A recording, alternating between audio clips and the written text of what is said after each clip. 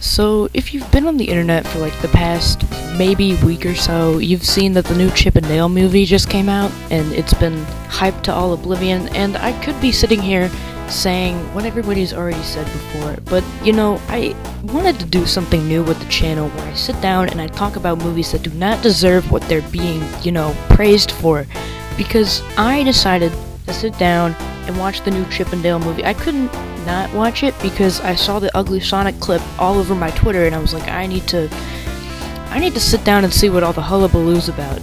So I did, and as much as I thought it was funny every 5 minutes that there was a new reference on the screen. Am I supposed to leave you with all that debt? No, honey. I just don't want emotions ruling us. Maybe treatment isn't the way to go. Then why don't you just fucking die already? Just give up and die. It took away from the plot so severely that I don't even remember what the movie was about. I don't remember. All I remember was that this guy showed up, there was some really distasteful jokes here and there, and it wasn't good. So I think we're gonna dissect this together, what I mean by distasteful jokes soon, because, Lord, some of the things that happened specifically with the Peter Pan character really got me frowning at my screen. So, without further ado, buckle up, because this is a wild ride. Here we go.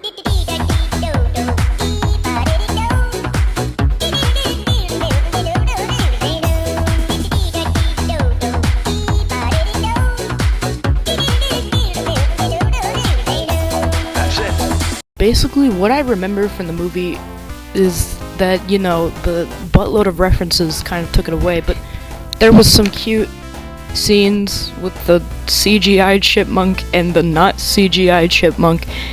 Not the CGI chipmunk. Wait, no, this joke's been done before, but that was really it. It was more of just nostalgia for 30-year-olds who really needed it, and Disney adults, and people who don't really have better things to do with their money. That is literally the movie.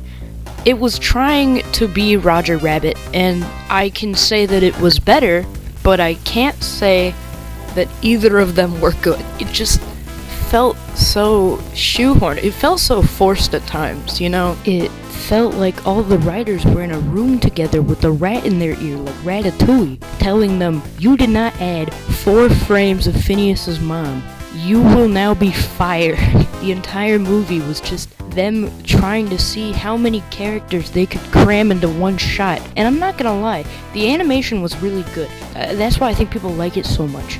But Lord, you didn't need to do that. You didn't need to do that. But nothing was, actually drawn to the plot of the movie. And that's where we get into the plot of the movie, where our little evil guy is none other than Peter Pan himself. And if you look at how Peter Pan is drawn, we're in for a doozy. Daisy, we can't do this anymore! Meet it on caught on now! Let's go! Daisy calling my phone. Got done told her before that it's over. Leave me alone. No, it's hurting to see me gone. Once we saw the backstory scene for our boy Peter here, I raised an eyebrow. I visually turned to my screen, did the Dwayne "The Rock" Johnson face into the camera like it was a sitcom and there was a laugh track in the background. It could not have been a coincidence that this was the same exact backstory to the actual actor who played the original Peter Pan, which, if it was for the reason of taking a dig at Disney and how much blood they have on their hands because of the Peter Pan movie, then I think that's fine and dandy. But the way that it was presented just makes them look worse, because they're making kind of a tomfoolery out of the death of Bobby Driscoll, which was the original actor for Peter Pan. If you want me to get into that, actually, I should probably get into that in the whole story, so you can see how, right there it is. basically speaking, Bobby Driscoll was the original, like, actor, the little child guy who played Peter Pan in, like, the movies and the voice acting and whatnot. He was, like, I think 14 or 15 at the time, and he was, like, the first Disney child star that really saved the company from going where it was going, because it was not going to a very good place. And when he turned 17, Disney was like, alright, there's pimples on your face.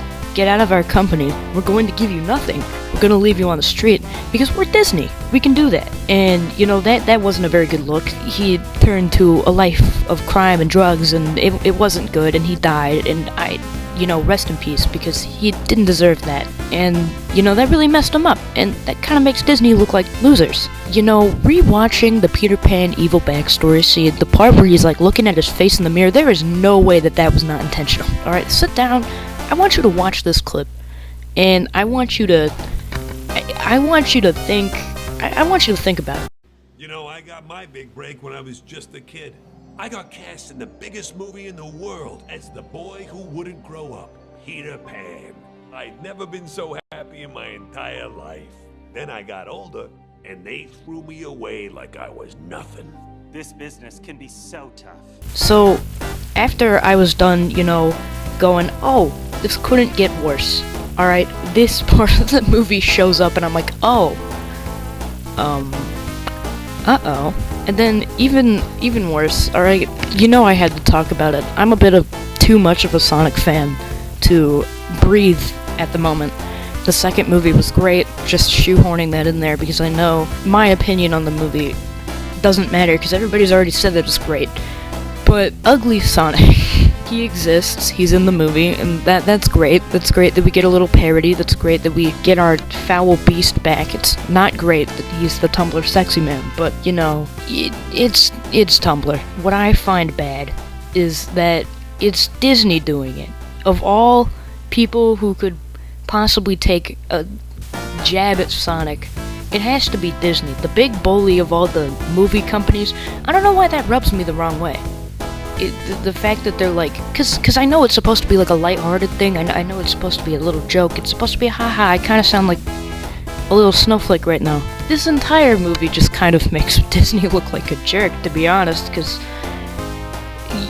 you reference the death of a child actor, and then you go pick on an old design. The movie was alright. It was definitely a movie where you sit down, you chuckle at the screen, you play how many characters do I recognize in this lineup, and then you forget that it ever happened. In the next, 2 weeks, everyone is going to forget that this movie happened. I'm gonna forget that this movie happened, and honestly, I'm glad.